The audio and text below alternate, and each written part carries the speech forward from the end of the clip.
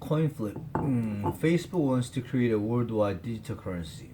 Libra could be massively disruptive, including to the social network itself.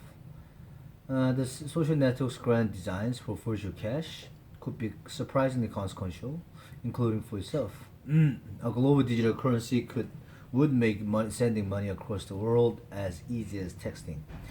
It would do away with fees, delays, and other barriers to the flow of cash.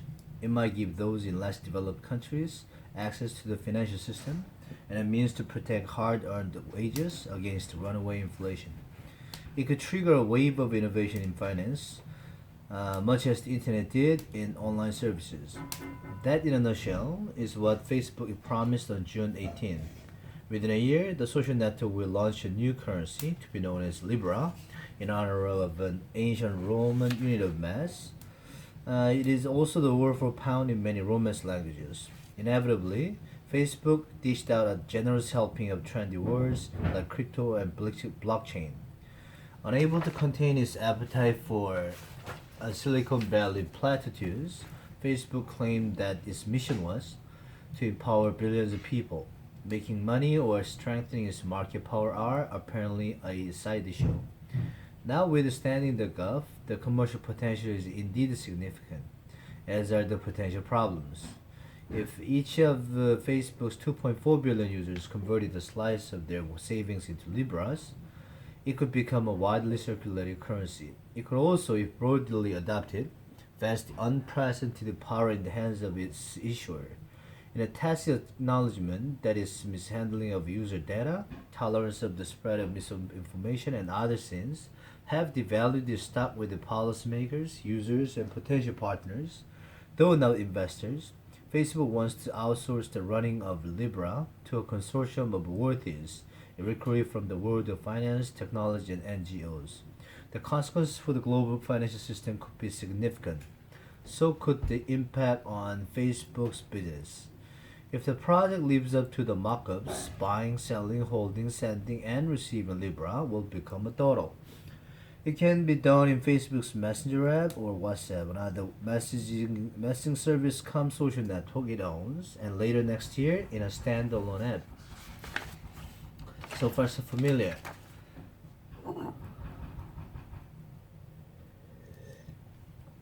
Messenger already offers payments to Americans. WhatsApp is testing a similar function in India, but these services do not cross borders and require users to have a bank account.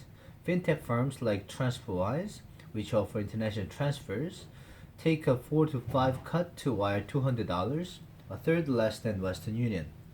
But Libra will be much cheaper and require no bank accounts, more bitcoins than Venmo. Except that, unlike bitcoins and other cryptocurrencies, Libras will change hands in seconds, not minutes, for next to nothing, not a few dollars. The system should handle 1,000 transactions a second at its launch and more later, compared with no more than 7 a second for Bitcoin. The virtual coins will be bought with real money, which will top up the reserve backing the currency. This should prevent wild price swings from speculation.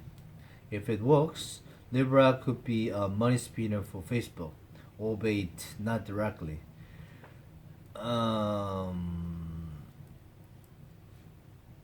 Notional transaction fees would not generate much revenue, but Libra should allow Facebook to charge more for online ads by making purchases of advertising products quicker and simpler.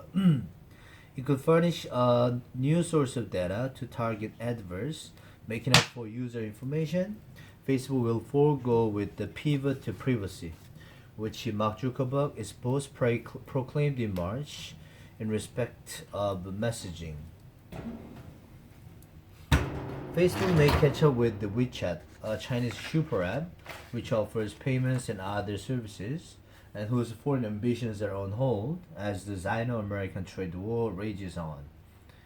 Technically and financially, Facebook could probably pull off such an ambitious undertaking on its own. But not politically. Its culture is less amoral than it was in its youth, when it aspired to move fast and break things, but only a bit. Cherry consumers may choose not to entrust their money to a social network which has until recently leaked their personal data left and right. Unless users are on board, merchants may be reluctant to embrace the currency, however hassle-free. Enter the Libra Consortium.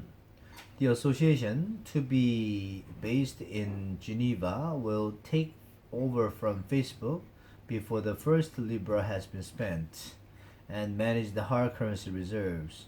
Facebook has enlisted 28 other prospective founding members out of an envisaged 100, each with equal voting rights and operating a node in a decentralized system which issues coins. They include the financial firms, online services, cryptocurrency wallets, venture capitalists, and charities, though for the time being, no banks. Not a libertarian alternative to the existing financial system, in other words, but a complement. To add credibility to its promise, broken in the past, to keep social and financial data separate, Facebook has created a subsidiary, Calibra, to run Libra services within its apps. It is unlikely to face hurdles to uptake from Apple or Google. It is impossible to imagine them expelling Messenger and WhatsApp and later other providers. Facebook is inviting to the open source project from their app stores, as they have done with other cryptocurrency offerings, many of which were scams. To get Libra going, the consortium will pay merchants to offer discounts to customers who use the new currency, financed by 10 million one of $10 million one-off fee. Each member pays for a seat at the table.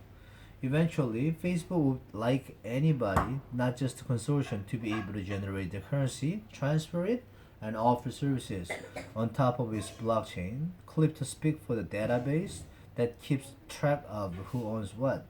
At that point, Libra would turn into Bitcoin, minus the kings and the libertarianism. Hard currency. In a project with so many moving parts, much can go wrong. Although Facebook says it has a working prototype, the technology is untested. Skeptics doubt that a 100-node system, let alone a bigger one, could process thousands of transactions per second. Hackers are doubtlessly champing at the bit. Champing at the bit.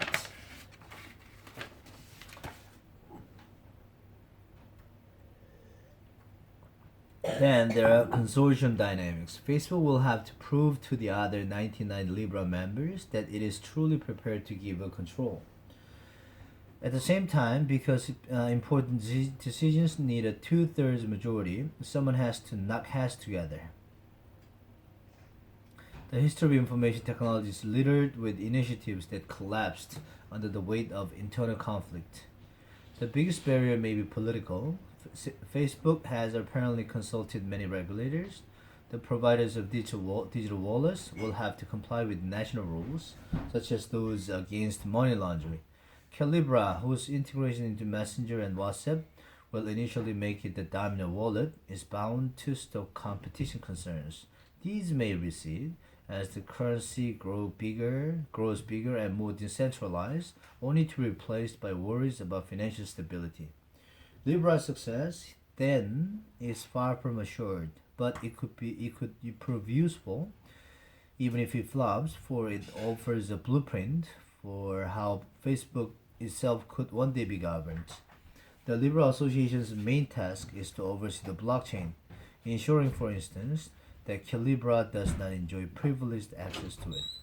An equivalent Facebook association, some observers have ventured, could be composed of representatives of users, advertisers, data protection authorities, and so on. Their job could be to oversee the social graph on other database, which lists all of Facebook's users and the links between them, and to guarantee that Facebook users can post to another social network and vice versa. Calls for a Facebook constitution along these lines have grown louder as the social network's influence on world affairs, from election meddling in America to genocide in Myanmar, has become apparent. Mr. Zuckerberg is no stranger to such thinking. In 2009, Facebook let users vote on big changes in its privacy policies, but abandoned the experiment with the global democracy a few years later. Last year, Mr. Zuckerberg announced that Facebook wanted to set up a content review board of independent experts, a kind of Supreme Court in his words, which would make the final judgment call on what should be acceptable speech. Asked whether Libra could serve as a model for Facebook, David Marcus, who is in charge of the project, replies that it marks a coming of age the moment we recognize that there are some things that we shouldn't control and a radical departure from the traditional way of operating things. Perhaps, but checks and balances would almost certainly make Facebook less profitable. It would be ironic if a new digital currency marked the beginning of the end of Facebook's money minting days.